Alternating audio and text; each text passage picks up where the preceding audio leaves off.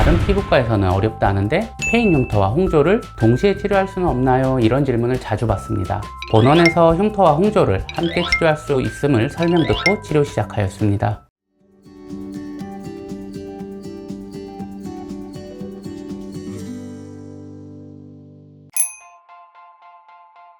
안녕하세요. 피부과 전문의 닥터 라이언입니다. 오늘 이야기할 내용은 여드름 페인 흉터와 홍조, 붉은 자국을 동시에 치료 가능한 방법을 레이저 사례 후기와 함께 설명드리겠습니다.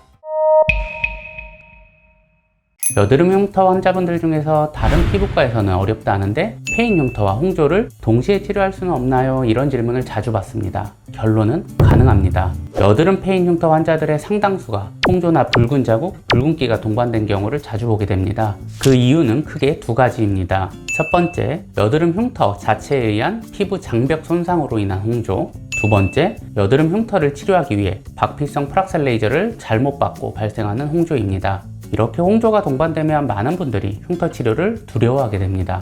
홍조에는 레이저를 하면 안 된다, 홍조 치료를 먼저 하고 흉터 치료를 해야 된다, 보통은 이렇게 알고 있습니다. 하지만 그렇지는 않습니다. 요즘의 프락셀 레이저인 피코 프락셀, 고주파 프락셀, 니들 RF 프락셀, 그 외에 비박피성 프락셀 레이저는 어떻게 사용하느냐에 따라 여드름 흉터와 홍조가 같이 있는 환자에서도 효과적으로 동시에 치료를 가능하게 합니다. 다음은 실제 치료 케이스입니다. 20대 남성 환자로 뺨 전반적으로 홍조와 함께 여드름 페인 흉터인 박스 흉터, 아이스픽 흉터가 섞여 있는 상태입니다. 홍조부터 치료해야 할지 흉터부터 치료해야 할지 피부과마다 이야기가 달랐다 합니다. 본원에서 흉터와 홍조를 함께 치료할 수 있음을 설명 듣고 치료 시작하였습니다. 사진에서 보는 것처럼 홍조 및 여드름 페인 흉터가 매우 많이 개선되었습니다. 전반적인 홍조 붉은기는 거의 사라졌으며 자잘하게 페인 흉터들이 차올라서 어느 정도 매끈한 피부가 되었습니다.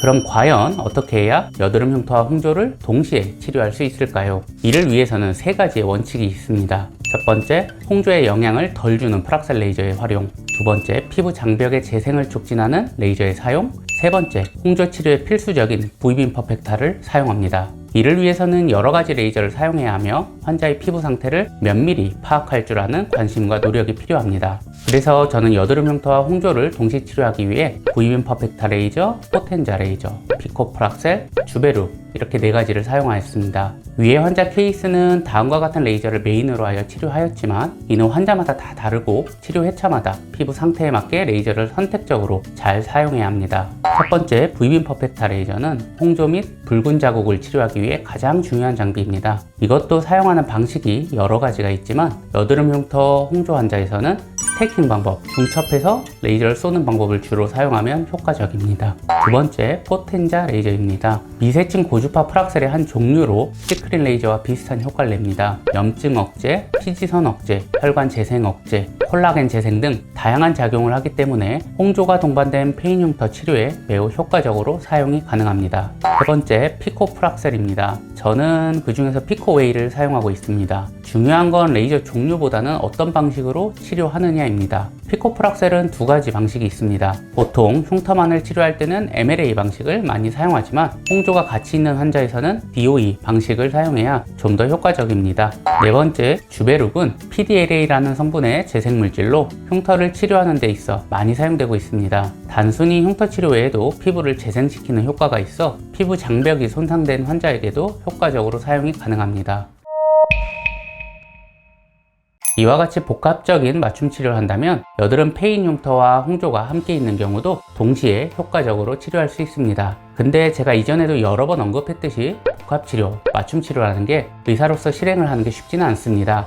매일 진료가 끝난 밤 10시, 11시까지 다음날 치료 환자들 차트를 리뷰하면서 어떤 레이저를 사용해야 할지 결정하고 시술 당일날 피부 상태를 체크하면서 다시 한번 최종 결정을 하는 등 매우 많은 시간과 노력을 할애해야 가능한 치료입니다. 그래서 이런 식으로 치료하는 피부과가 많지 않은 것 같습니다. 저도 가끔은 공장식으로 치료하는 게 편하긴 하겠다라는 생각을 잠시 하다가 치료 결과 및 효과를 가장 중요시하자는 저의 철학에 따라 치료 방법을 바꿀 생각은 없습니다. 앞으로도 파이팅하면서 환자 한 명 한 명 열심히 치료하도록 노력하겠습니다. 영상이 도움이 많이 되셨다면 좋아요, 구독 눌러주시고 앞으로도 더욱 유익한 의학 정보로 여러분들 찾아뵙겠습니다. 감사합니다.